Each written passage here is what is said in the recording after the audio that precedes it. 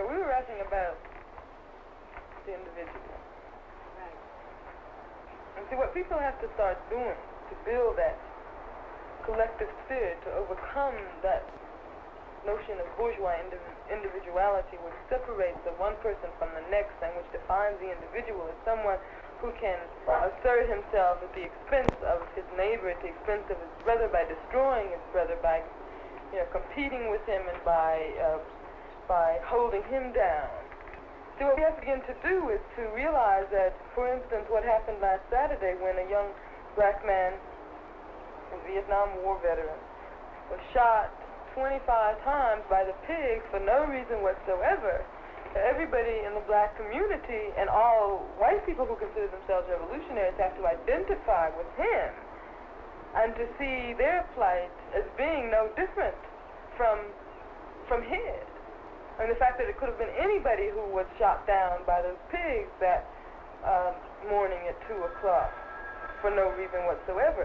And we have to begin to react as if we were the ones who were struck down. We have to begin to react with that kind of collective spirit, the way in which the Vietnamese see things. If one Vietnamese is attacked, that is an attack on the entire Vietnamese people.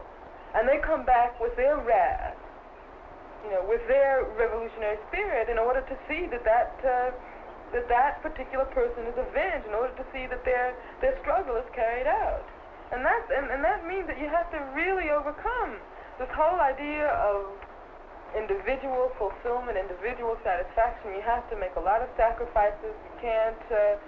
You can't even pose before yourself the alternative of what am I going to do? Am I going to stay home and get high and have a good time tonight, or am I going out to try to rap with the people, to try to organize, to let them know what's going down? You don't have that alternative anymore.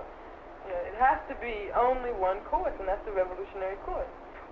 What did you say that when in Russia, where the revolution has taken place, and now it seems as if a new bourgeoisie is coming in?